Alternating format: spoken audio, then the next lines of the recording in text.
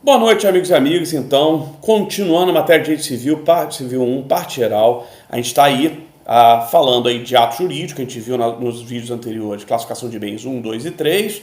Começamos aí a falar de ato jurídico, né, a relação jurídica em sua dinâmica, e aí vimos a classificação do ato jurídico. Quando falamos da classificação de ato jurídico, lembramos aí, fechamos aí a classificação do ato jurídico, falando da figura da escada pontiana, a importância dela, da análise em 3 fases do ato ou negócio jurídico, para compreender ele de maneira inteira, né? Vimos que, na verdade, a escada pontiana, ou Ponte Miranda, que é quem bolou a escada pontiana, ela não é o criador desses controles, mas que a escada pontiana, na verdade, é uma forma que a doutrina do Ponte Miranda tem para organizar, para a gente conseguir compreender como a lei controla esse ato de autonomia privada, de liberdade pela vontade, que se produz no negócio jurídico, que é um acordo de vontades, né, criando efeitos jurídicos. É isso que caracteriza o negócio jurídico, né? Um fato jurídico que tem origem em vontade humana, que é conforme a lei e que tem origem em 2 ou mais vontades convergindo para regular seus interesses. É isso que caracteriza o negócio jurídico. Lembrando que o negócio jurídico tem o típico, que é de respeito à disposição patrimonial, que são os contratos geral, compra e venda, locação, doação, empréstimo, etc.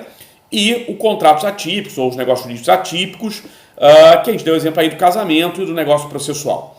Vamos lá. Escala pontiana, então, lembrar que ela, na verdade, é uma referência que fala dos controles dessa liberdade privada que vão ser afirmados, principalmente da passagem do direito privado do constitucionalismo liberal, em que tudo era livre, tudo era autonomia, se via pelo dogma da vontade, para um outro momento histórico, aí nas viradas do segunda metade do século XX, do constitucionalismo social, em que a gente percebe que o Estado intervencionista, dirigista, contratual, começa a atuar nas leis, intervindo nessas relações privadas, estabelecendo uma série de controles, requisitos e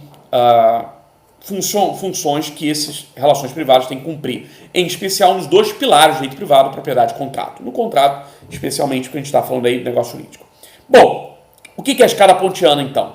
A escala pontiana nada mais é que um modelo doutrinário, uma organização que a doutrina faz, em especial esse autor alagoano, jurista alagoano, aqui no Brasil, muito importante, que é o Francisco Cavalcante Ponte Miranda, que propõe aí um modelo de organização do controle da liberdade privada em 3 fases, ou 3 degraus, daí o nome escada pontiana, né?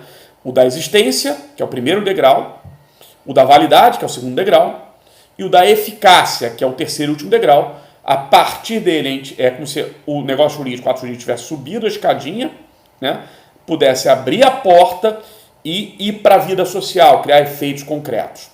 Na verdade, o degrau da existência e validade são degraus que se reconhecem, são obrigatórios. Todo ato de negócio jurídico passa por requisitos, elementos essenciais de existência e requisitos de validade. O de eficácia também são elementos chamados de elementos acidentais, exatamente porque nem todo negócio jurídico tem que passar para esse terceiro degrau, ok? Mas isso a gente vai ver mais para frente quando falar de eficácia. Vamos lá, primeiro degrauzinho, o degrau da existência. Na existência, a gente vai cuidar dos elementos essenciais que as partes têm que negociar para dar vida, dar origem ao negócio jurídico. E aí a doutrina, desde Ponte Miranda até os manuais de direito civil, todo e qualquer manual de direito civil, vai fazer referência à ideia de que tem que ter vontade, primeiro elemento essencial, tem que ter partes, os sujeitos da relação negocial, os contratantes, né, os negociantes, e objeto. Além desses 3, se fala também da forma, mas eu vou fazer uma crítica a esse raciocínio da doutrina quanto à questão da forma daqui a instantes. Então vamos lá. Qual a coisa que tem que ter, o que eu preciso resolver com o meu outro contratante para dar origem ao nosso contrato, ao nosso negócio jurídico aparecer? Tem que ter vontade minha e da outra de fazer o negócio. Bom, isso é fácil. Tem que ter definição das partes. A primeira cláusula que a gente bota em qualquer contrato, né? A descrição da qualificação jurídica, né? Minha e de quem eu estou contratando. E o objeto. E aí o objeto, embora esteja no singular, pode ser, na verdade, prestações e contraprestações. Então, pode ser, no meu caso, contrato de doação, né? Doação pura, em que é só um objeto transferido para outro, não tem nada em troca. Mas imagina na compra e venda, prestação e contraprestação. Na locação imobiliária, prestação e contraprestação. Né? Na locação imobiliária, eu cedo meu imóvel, você me paga o aluguel, prestação contra prestação. Então, o objeto não necessariamente é só um, ok? E aí, para facilitar, para vocês lembrarem o que é preciso discutir para dar existência ao contrato, lembra dessas 5 perguntinhas aí. O quem, as partes, o que, o objeto, e o objeto, para estar bem definido, tem que ter o quando, o como e o onde. Né? O tempo, lugar e o modo, né? O tempo, lugar e modo, que esses objetos, no plural, prestação e contraprestação, que é o mais comum, sejam definidos. Então, se eu quiser comprar um carro lá na concessionária, eu tenho que definir a minha parte, né, no contrato, eu tenho que definir o objeto, qual o carro que eu quero, escrever tempo, lugar e modo dessa entrega do carro. E, inversamente, também tem que estar definida a parte contratante vendedora, tem que estar definido minha obrigação lá, o pagamento do preço, tempo, lugar e modo, como é que vai resolver. Okay? Então, responde essas 5 perguntas, você deu existência ao contrato. Teve vontade, teve parte, teve objeto, tempo, lugar e modo dele. E aí a questão da forma. Muita gente coloca, inclusive na origem da teoria, Ponte Miranda fala também da forma como elemento de existência, mas eu tenho uma certa crítica a isso. Na verdade, nos negócios jurídicos, desde príncipes eras, desde a época do liberalismo, a formalidade para o negócio jurídico é algo excepcional, ok? Por quê? Porque os contratos de negócio jurídico feitos entre as partes, nas relações privadas, pela sua origem do constitucionalismo liberal, do liberalismo lá do século XVII, século XVIII, século XIX, essa liberdade e autonomia privada é que comandava as relações negociais. O que implicava em que a forma era exceção.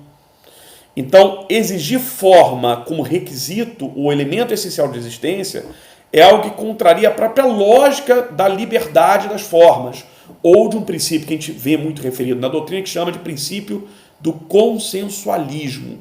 É um princípio que, inclusive, encontra previsão própria na lei, no 107 e no 425 do Código Civil, que, de modo geral, para a gente não se perder em leitura de dispositivo que vocês podem fazer em casa tranquilamente, os dois estão fazendo a seguinte referência. A maioria dos negócios jurídicos basta o consenso, daí o nome princípio do consensualismo, basta o acordo de vontades para se criar o negócio.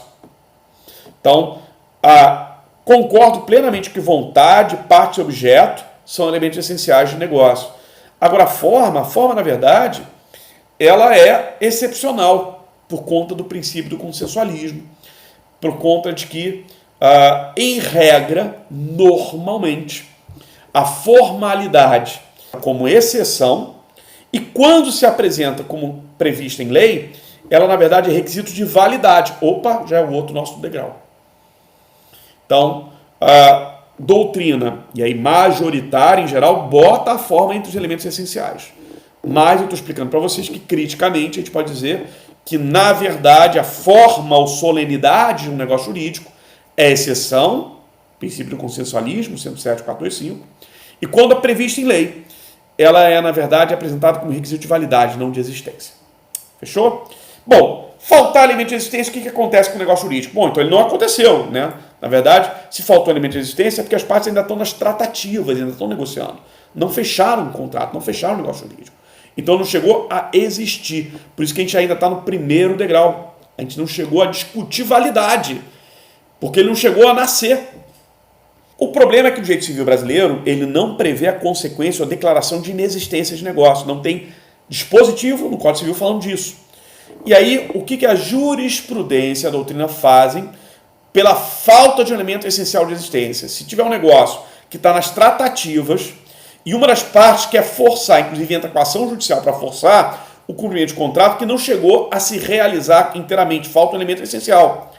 O que as partes geralmente, ou a doutrina, a jurisprudência, reconhece nesse momento? Se declara que é uma nulidade absoluta por aplicação do 667 para analogia. Ok? Vamos seguir, então?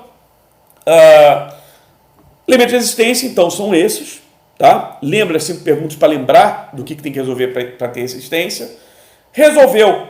Vontade. Tem vontade. Tem parte. Tem objeto. O objeto está definido, né? Tempo, lugar e modo. Ganhou existência o negócio. Teoria, e aí de novo, estou ressaltando isso, a doutrina majoritária, inclusive com base no Ponte Miranda, também tem que ter forma. Eu só estou fazendo uma análise crítica, e aí é muito pessoal essa minha análise crítica e minoritária, que forma não é elemento de resistência, é requisito de validade, porque quando ela aparece na lei, na verdade, aparece como requisito de validade, por causa do princípio do consensualismo, ok? Já acabamos o primeiro degrau. Pô, essa matéria vai ser rapidinha. Não, não é tão rápida. Por quê? O segundo degrau, que a gente começa hoje, já também falando dele, ele, na verdade, ele é um degrau enorme. Então, nossa escala, o primeiro degrau é esse rapidinho aí que a gente resolveu. Mas o segundo degrau, que é o da validade, ele é tão grande que o Código Civil, na verdade, tem esse segundo degrau em duas partes. Numa primeira parte, o Código Civil vai tratar dos pressupostos ou requisitos gerais do contrato. A gente vai encontrar essas referências dos pressupostos ou requisitos gerais, essa primeira parte, nos incisos do 104 e suas consequências no 166, 171 e 178 do Código. São 4 dispositivos para achar. Ok? Mas além desses pressupostos e requisitos gerais, que vão falar de algumas qualidades dos nossos elementos essenciais de existência, existe uma outra parte enorme tratando dos defeitos do negócio jurídico, tratando, na verdade, dos defeitos de um dos elementos essenciais do contrato, os defeitos da vontade, os vícios da vontade. Os defeitos do negócio jurídico, na verdade, tratam dos defeitos ou vícios da vontade, e são defeitos ou vícios que atingem um elemento tão importante, tão fundamental. Lembra? O princípio da autonomia da vontade é o que dá origem e que legitima o negócio jurídico e sua obrigatoriedade. A vontade é tão importante que tem um capítulo próprio para falar de sua invalidade. Então vamos começar tratando do segundo degrau da validade, nessa primeira parte, de outros defeitos que não têm a ver com a vontade. Vamos falar da primeira parte, dos pressupostos, requisitos gerais de validade do contrato. Ou seja, dos incisos 104, 166 alguma coisa, 171 e 178 também tem outras coisas aí das consequências. Vamos lá. Bom, pressupostos e requisitos gerais de validade, eles, em sua maioria, expressos nos incisos 104. E aí, para ajudar a gente entender a diferença do nosso primeiro degrau para o segundo degrau, pensa o seguinte: no primeiro degrau, a gente tratou dos elementos essenciais. Tem vontade, tem parte, tem objeto. No segundo degrau, a gente vai tratar de qualidade de elementos. Olha como é que é fácil entender quando a gente chegou e pulou agora para uma análise de segundo degrau, de segunda fase. Por quê? Agora, no primeiro degrau, eu verifiquei se tinha vontade. No segundo degrau, eu vou ver se essa vontade é válida. Se foi emitida de maneira livre, consciente, para fim lícito. Se tiver essas 3 qualidades, ela é válida. Então, primeiro degrau, se tem vontade. Segundo degrau, se essa vontade tem qualidades. Mesma coisa para os outros elementos. Primeiro degrau, para a existência tem que ter partes. Segundo degrau, para ser válida, essas partes têm que ter algumas qualidades. Elas têm que ser capazes e legítimas. Isso dá hoje. No primeiro degrau, tem que ter objeto. No segundo degrau, validade é a qualidade do objeto. Ele tem que ser lícito, possível, determinado, determinável. Então, percebam, elemento de existência é o elemento sozinho. No segundo degrau, a gente vai analisar as qualidades do elemento.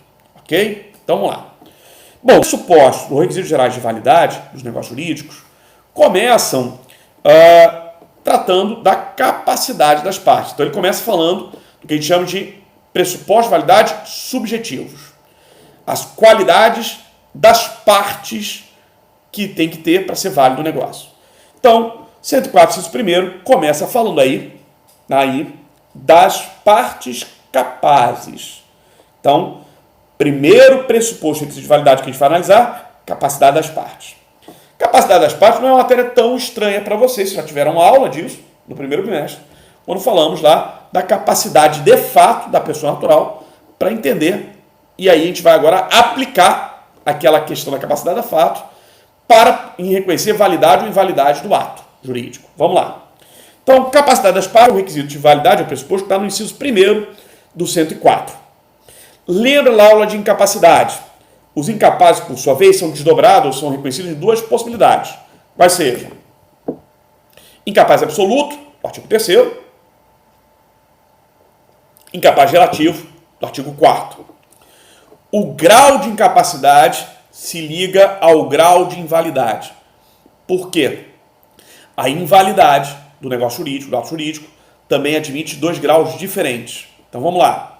Se a incapacidade da parte é absoluta, a invalidade é a mais forte, é ato nulo, regulado pelo 166, inciso 1º. Se a incapacidade da parte é relativa, lembra que a incapacidade relativa é diferente, é assistido, não é representado, a consequência também tem grau diferente. É anulável. É inválido, mas é um inválido mais fraco. É um inválido que pode ser corrigido, a gente já vai ver como. Ok? Bom, então, incapacidade da parte gera invalidade do ato ou do negócio jurídico, sendo que pode variar. Se a incapacidade é absoluta, ato nulo, 166, inciso 1º. Incapacidade, ato anulável, aí são outros dispositivos.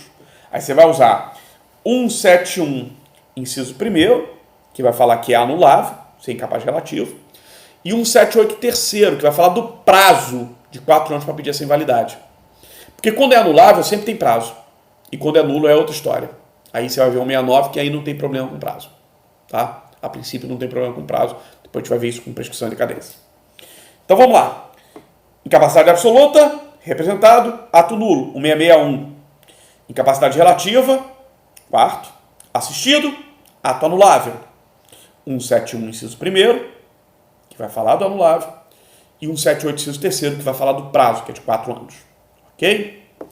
Tem exceções? De novo, lembrando matéria de incapacidade. Tá? Tem ligação lá com toda aquela matéria de incapacidade, vamos ver de novo aqui. Tem exceções, tem situações que a lei reconhece que eu faço negócio com incapaz e ainda assim é válido. Que situações são essas? Vamos lembrar delas. Tem uma exceção que vale até para incapaz absoluto. Eu posso fazer um negócio jurídico absoluto ser válido. Qual é o único caso? Doação pura, lembra lá? 542, 543. No caso de doação pura, se o incapaz, mesmo incapaz absoluto, é quem recebe ao donatário, o contrato é válido. Tá? Aliás, o Código Civil, inclusive, até exagera. Né? Ele fala assim, não só incapaz absoluto, a doação pura pode ser feita até com quem nem nasceu. Né? Ele fala lá, no 542, pode fazer com um embrião não nascido. Então não é nem capacidade absoluta, é nem nascido.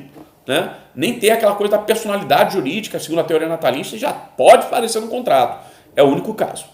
Okay? A maioria das exceções legais vai dizer respeito ao incapaz relativo. Tá? Então tem que ter pelo menos 16 anos, ou, sendo maior de idade, tem aquelas outras hipóteses de incapacidade, né? Pródigo, deficiente mental relativo, toxicômano, né? Habitual, incapaz de exprimir a própria vontade, ainda que transitoriamente. Né? Essas outras situações de capacidade relativa permitem as outras exceções que aparecem na lei. Vamos lembrar das outras exceções da lei. Vamos lá. 3 exceções que aparecem previstas expressamente na lei. 666, mandato civil. Aos 16 anos já pode. Casamento, aos 16 anos já pode. Testamento, aos 16 anos já pode. Então vamos lá. Mandato civil, 666 do Código Civil. Casamento, 1517, 1520, já aos 16 anos pode. Testamento, 1860, parágrafo único, aos 16 anos também pode. Que outra situação a gente tem de exceção legal, em que eu faço um negócio com incapaz, ou pelo menos pela regra geral de incapacidade, do 5º, e ainda assim é válido o negócio. Aí qualquer negócio, desde que esse incapaz seja relativo, pelo menos 16 anos, e tenha acontecido um ato em que essa incapacidade relativa deixou de ser considerada. Qual é? Emancipação. É aquela situação lá do artigo 5º, e lê por outorga dos pais, voluntária, pelo juiz, no caso tutor, judicial, ou por caso de hipótese lá dos incisos 2 ao 5 do artigo 5º, são hipóteses legais de emancipação. Mas a emancipação, sempre lembrar, tem que ser registrada para poder valer. Tá? Tem que ir lá na LRP, tem que ir lá no cartório de pessoa natural para registrar. Já vimos isso lá em incapacidade. Vamos lá! O que mais que pode ser válido no contrato, feito com incapaz ainda ser válido? Aí não são hipóteses de exceção de lei, literalmente. Né? São hipóteses de convalidação. O que é convalidação? O ato que de origem seria inválido, passa a ser válido por uma situação prevista em lei. É o ato de convalar ou de convalidar um ato de origem válida. Isso é possível em qualquer invalidade? Não, só no anular. De novo, aí você já vê a importância de considerar que a invalidade tem 2 graus distintos. Tá? Então, o incapaz absoluto está fora dessa história. Né? E aí, lembrar os incapazes absolutos. Menor de 16 anos, quem mais? Por lei especial, 3.146. Deficiente mental grave, né? Portador de necessidade especial grave. E aí, pela regra 3.146. E o índio não integrado, regra especial de 6.001. Né? Essa matéria toda que a gente já viu lá para trás. Incapaz absoluto, então, não dá para convalidar. Hipóteses de convalidação exigem minimamente incapacidade relativa. 16 e 18 anos, toxicômano, é habitual, pródigo, né? O incapaz de exprimir a própria vontade, ainda que transitoriamente, aquele nome enorme, né? Ou aquela situação do portador de necessidade especial mental, mas que na análise do processo de interdição foi entendido que havia uma capacidade relativa e, portanto, era permitido o reconhecimento parcial de sua capacidade. Vamos lá, que situações são essas de convalidação? Primeiro, lembra que a gente falou que o anulável sempre tem prazo? Então, decurso do tempo. Passou 4 anos, 178, inciso 3º, do momento que esse incapaz se tornou reconhecidamente capaz, então fiz o ato, fiz o negócio jurídico, não começou a contar o tempo. Mas foi na capacidade e passou mais 4 anos. Vai decair o direito. Então aquele ato que de origem era inválido, mas anulável, vai convalidar pelo decurso do tempo. Que outra situação? Vamos lá, letra B. Confirmação posterior das partes. Então isso também pode acontecer. Não é o decurso do tempo. Imagina então que eu fiz um negócio com alguém que estava interditado por ser toxicômano, mas fez um processo posterior, reconheceu-se, desinterditou-se, reconheceu-se a capacidade plena, né? E esse ato anterior à desinterdição, essa retirada da interdição dele, ele quer validar. Ele pode validar por ato expresso, tá? Isso está previsto aí no 172 ao 175 do Código Civil. Então são 4 artigos, 172, 173, 174 e 175, tá? Então 172 ao 175 do Código Civil, tá? E aí essa confirmação pode ser assina embaixo ou pode ser tácita. Também admite-se a confirmação posterior tácita. Então, imagina que aquele carro que eu vendi para ele quando ele era toxicômano, depois da desinterdição ele continua usando, inclusive vende para terceiros. Confirmou aquele negócio anterior que de origem seria inválido, considerado inválido, de forma tácita. Beleza? Também pode ter uma ratificação não do incapaz que se tornou capaz. Pode haver uma ratificação do responsável legal posteriormente. Tá? Então, ratificação do responsável legal. Está previsto no 175, 176 e 589, inciso 1º do Código Civil. O 589, inciso 1º, trata da questão da ratificação para ato de empréstimo de dinheiro, de mútuo de dinheiro. Ok? Então, também aí ratificação ou outorga do responsável legal a posteriori. O ato era de origem válido, o responsável legal olhou lá o contrato, entendeu que estava válido, validou. O que mais pode validar? Convalidar um ato feito com incapaz? Prova de benefício do próprio incapaz. Tá? Eu provar em juízo que não houve nenhum prejuízo, eu vendi pelo valor de mercado, o incapaz, inclusive, se valeu do bem que foi recebido, ele teve proveito necessário. Tá? Aí você vai ter referências dessa questão do proveito do próprio incapaz no artigo 181, 310 e 589, inciso 4º do Código Civil. De novo, 589 fala de empréstimo de dinheiro, também ele. E aí, além do 181, 310, que fala para qualquer contrato, essa é prova do proveito. O 589, inciso 4º, fala da prova do proveito para o incapaz, no caso do empréstimo de dinheiro. Vamos lá? Seguindo, outra situação de convalidação, a má-fé, né? A dolosidade do incapaz escondendo a sua idade. Então, menor entre 16 e 18 anos, que perguntado ou utilizou um documento falso ou declara-se maior de idade, mas já tem pelo menos 16 anos. De novo, percebam que é sempre relativamente capaz, que pode validar. Essa situação é do 180 e aparece também no 589, inciso 5º do Código Civil. Então, 180 de maneira geral, 589, 5º por causa do empréstimo de dinheiro. Beleza? Por último, a convalidação por prova de atendimento de necessidade do incapaz. Essa só aparece para o empréstimo de dinheiro no 589, inciso 2º do Código Civil, mas ela é usada por analogia para outras situações. Então, o incapaz menor de 16 anos, entre 16 e 18, imagina um rapaz que tem 17 anos, vai lá para o meu hotel, mas ele foi furtado e está no feriado, os pais não podem depositar o dinheiro, ele precisa de dinheiro para comer. E aí eu empresto o dinheiro ou vendo afiado lá a comida, o prato feito lá da minha pousada, no meu hotel. Eu posso depois cobrar, porque, embora feito com o incapaz essa negociação, foi em razão de atendimento de necessidade, inclusive de subsistência.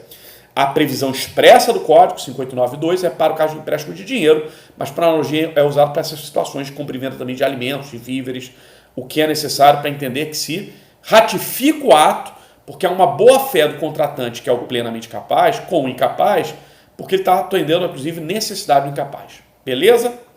Bom, as partes, então, têm que ser capazes, ressaltadas aí as exceções de revisão de lei e exceções de convalidação. De convalidação, lembrem, não vale para a situação de absolutamente capaz. Tem que ser, pelo menos, relativamente capaz. Vamos lá? Bom, a parte, além de ser capaz, também se diz que ela tem que ser legítima para o negócio. E aí, parte legítima, a gente tem dois probleminhas. Primeiro problema, de maneira de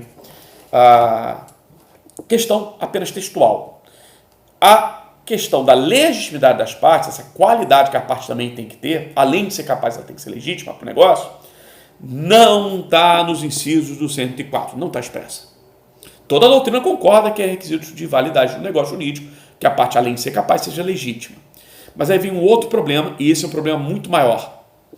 É que parte legítima para o negócio, ela, no texto, inclusive, da lei, aparece com dois significados diferentes, e ambos os significados têm a ver com validade para o negócio. Então vamos por parte. Parte legítima não está nos incisos 104, como os outros requisitos e pressupostos gerais, e esse é o menor dos problemas. Todo concorda que a parte, além de ser capaz, tem que ser legítima para o negócio, mas dizer que a parte não é legítima para o negócio pode ter dois significados, e ambos implicam em invalidade se faltarem. Vamos então um por um. Primeiro significado de parte legítima. A parte é ilegítima para o negócio, e isso gera invalidade para o negócio, quando ela não tem poder de disposição sobre o bem. Parece bobagem, mas é algo que pode acontecer. Você contratar com quem não tem legitimidade para o negócio. Ou seja, não tem poder de disposição sobre o bem que está sendo objeto do negócio jurídico. Isso acontece? Acontece muito. Aparece muito na justiça esse problema. E isso acontece porque muitas vezes a pessoa está sendo enganada. Está comprando de quem é falso alienante. Né? E isto gera uma consequência jurídica que a gente chama de evicção. Evicção, que é regulada, inclusive, no Código Civil, do 447 ao 457, nada mais é que a consequência jurídica de ter adquirido um bem de falso alienante, ou seja, de quem não tinha legitimidade para o negócio. E adquirir de falso alienante ou de quem não tem legitimidade é adquirir de quem não é dono? Cuidado. Porque, na verdade, legitimidade com poder de disposição pode se dar por duas vias diferentes. Tem legitimidade, e é uma legitimidade que a gente diz que é legitimidade direta, quem é dono da coisa. Essa é óbvia. Ok? Essa é fácil. Então, se eu adquirir de quem é dono titular da coisa, adquirir de quem é legitimidade e tem legitimidade direta. Mas também pode haver legitimidade por uma outra via. A via da representação. É o que é legitimidade indireta. E essa é que dá mais problema. Porque a legitimidade direta pode realmente existir e, portanto, ser válido o negócio ou não existir. Então vamos lá. Legitimidade como poder de disposição pode ser direta do dono ou indireta do representante. A do representante, por sua vez, ela pode se dar por meio de afirmação de lei ou decisão judicial, que a gente chama de representação legal. Tem doutrina que é mais detalhista, fala representação legal judicial.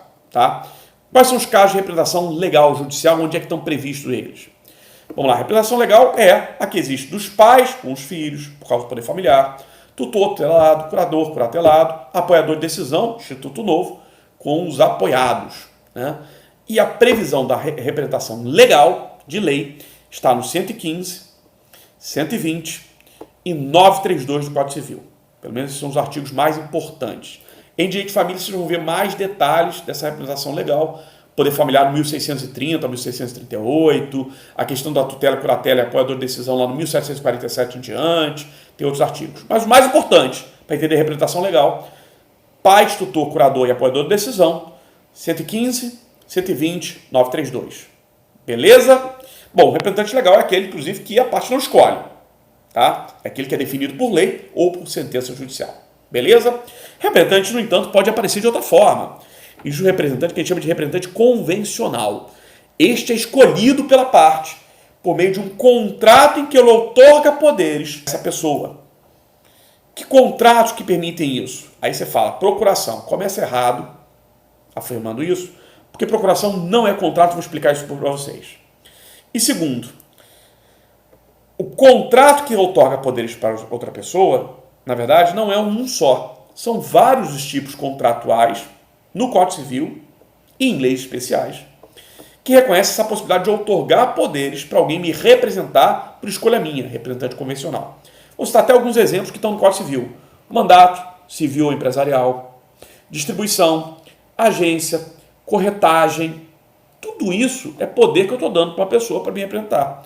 Quer ver um contrato que é rotineiro da gente ver representante convencional? O contrato do dono de uma loja com o seu empregado, o lojista, o comerciário. Ele atua em nome do dono da loja vendendo lá o produto ou serviço. Então aí também uma representação convencional.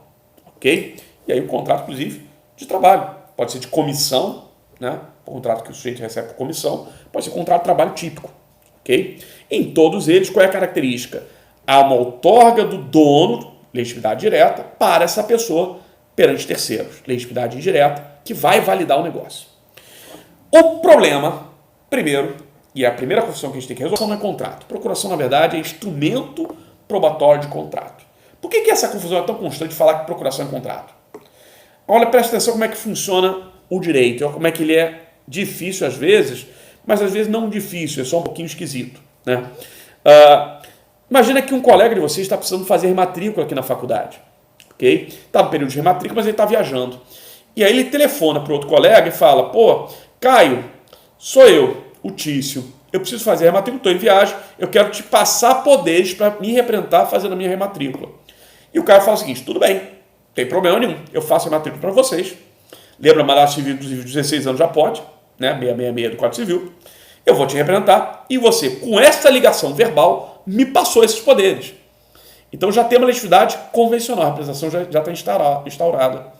Só que o Caio precisa de um instrumento, um documento probatório de que essa conversação que ele teve com o Tício existiu. Uma prova outorga de poderes, é a procuração. Então a procuração não é o contrato, é apenas um instrumento probatório do contrato. Olha qual coisa esquisita, mas ela se formalizou por escrita, embora seja mero acessório do contrato que foi meramente verbal. Então, a procuração é um instrumento probatório. Como ela muitas vezes é que aparece escrita e formalizada, muita gente faz essa confusão, confundindo a procuração com o contrato. Tá? A procuração não é o contrato, ela é apenas um instrumento probatório perante terceiro. E procuração não é algo que a gente vai fazer em qualquer representação convencional. Só em algumas, definidas por lei, ela é exigida. A maior parte da nossa vida, a gente faz contrato com representantes convencionais e não exige procuração. Pensa no dia a dia de vocês, gente. Pensa quantos contratos vocês fazem de acordar até dormir, em loja, em cantina, né? Atualmente não tão visível assim, porque a gente não tem tantas relações comerciais por causa do isolamento, mas enfim, a gente faz muito contrato com lojista, com empregado, com o corretor, com o distribuidor, com agente de seguro, e tudo isso são contratos com legitimados convencionais indiretos, e que eu nem peço procuração, não tem nem instrumento muitas vezes. Né? Vale o que a gente chama de teoria da confiança ou teoria da aparência. Então, as regras que efetivamente valem para representação convencional, como legitimidade direta por representação convencional, são a chamada teoria da aparência. Ela vai ser reconhecida pela doutrina, ela vai ser lida aí nos artigos 116 ao 119 civil. Vou perceber a presença da teoria da aparência aí, em alguns artigos. Eu vou explicar ela. Mas lembrem que a legitimidade direta convencional não exige para ser válida a procuração.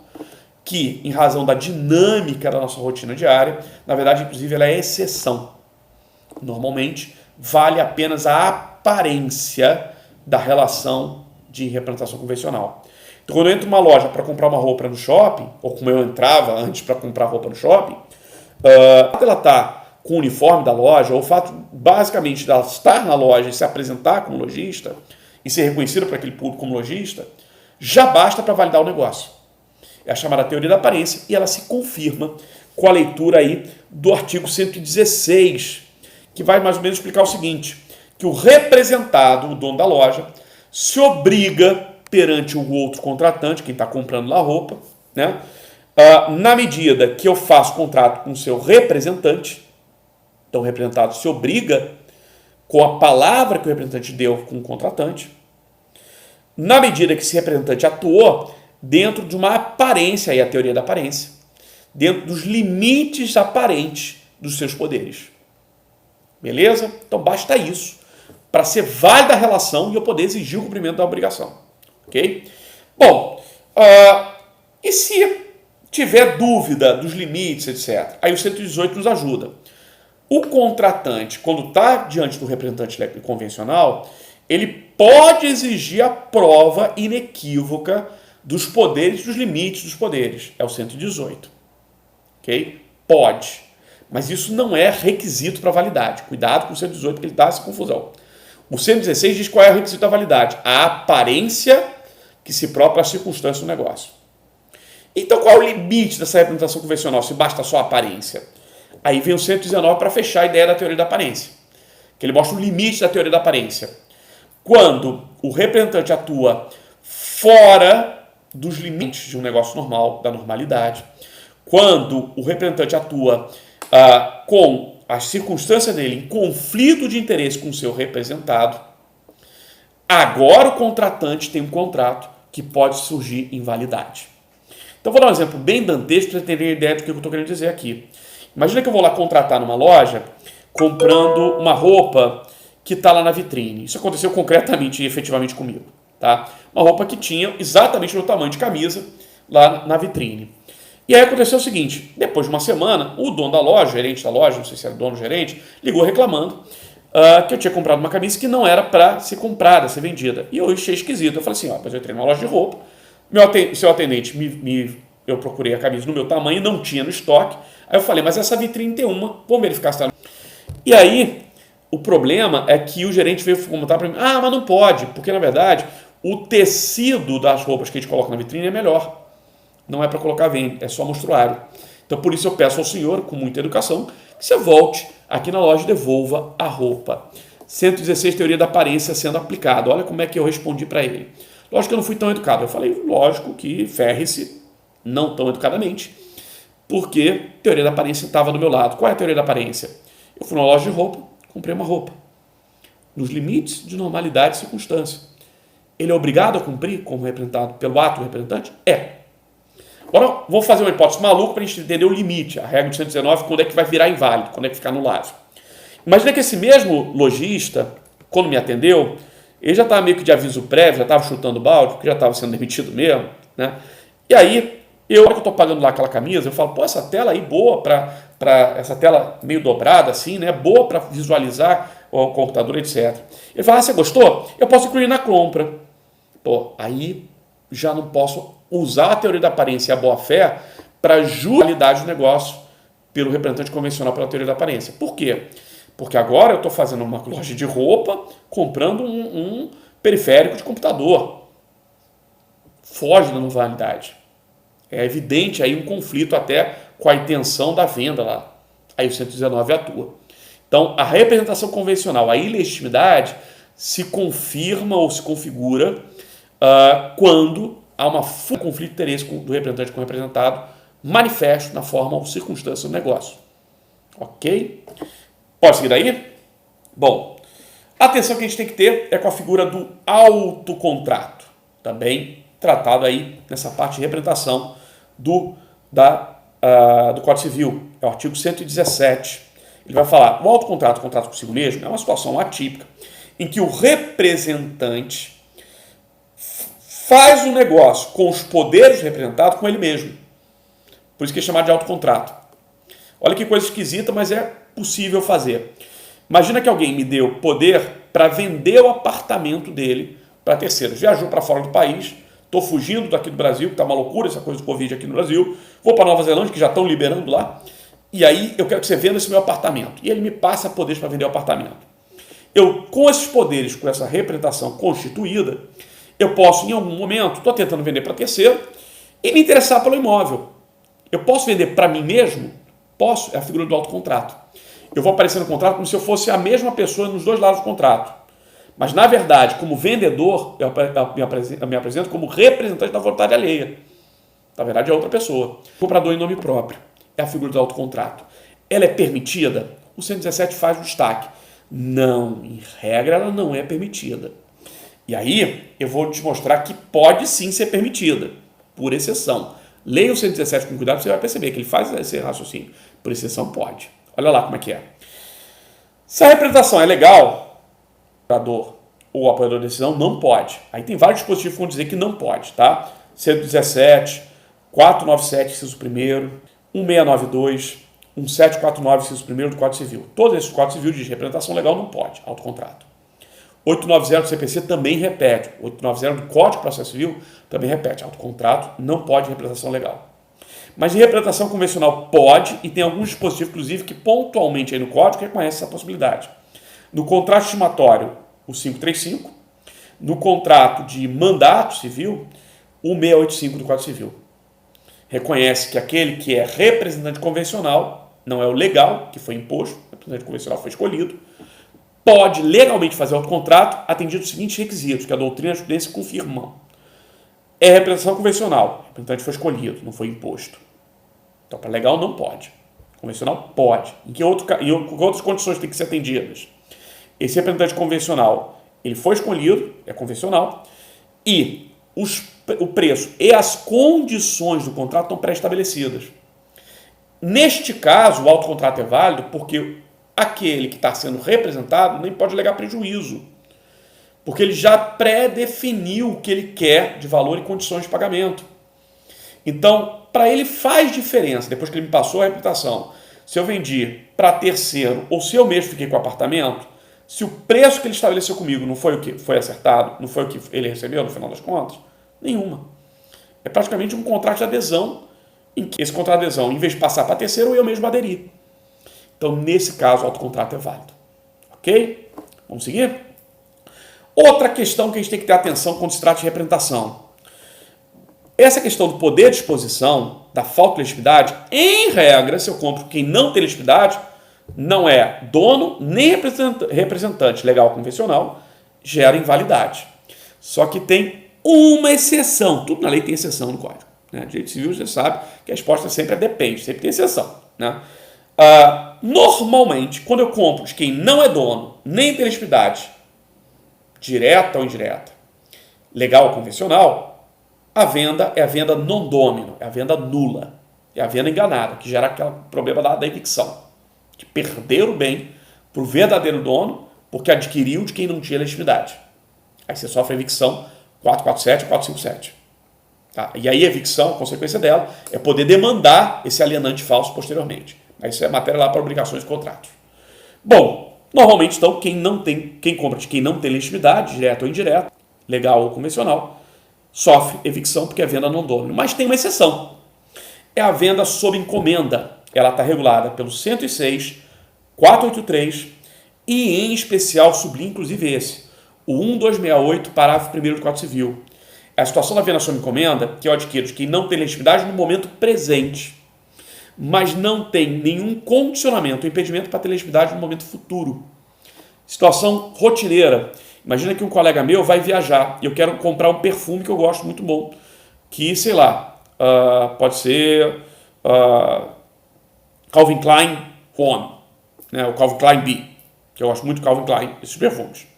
E aí ele vai viajar. Eu dou o dinheiro para ele, inclusive em dólar. Eu sou louco e estou gastando dólar nessa loucura do dólar, mas eu sou bastante insano para dar dinheiro para ele, ele mais insano ainda de viajar nesse momento. E aí eu já comprei o perfume com ele. Ele é dono do perfume ou da loja? Não. Ele é lojista ou tem procuração, ou representação, mandato civil, comercial, comissão, distribuição, qualquer outro contrato convencional do dono da loja? Também não. Então, no momento presente, ele tem algum tipo de legitimidade, direta ou indireta? Não, nenhuma. Mas esse contrato é válido. Por quê? Sob encomenda. Porque é um momento que, no momento da formação do contrato, não há legitimidade. Mas não há impedimento que a legitimidade se dê de um momento futuro. E esse fato de não há condição ou impedimento de legitimidade futura, ou seja, adquirir no momento lá da viagem e trazer de volta para mim, torna o negócio que de origem seria ilegítima a parte, portanto inválido, inválido. É a figura da venda sob encomenda, 1268, parágrafo 1º. Beleza? Vou dar uma pausa aqui, vou fazer um segundo vídeo ainda falando de legitimidade da parte, aí no segundo significado, é só para não ficar muita coisa no vídeo só. Vou dar uma pausinha agora, tá bom? Abraço.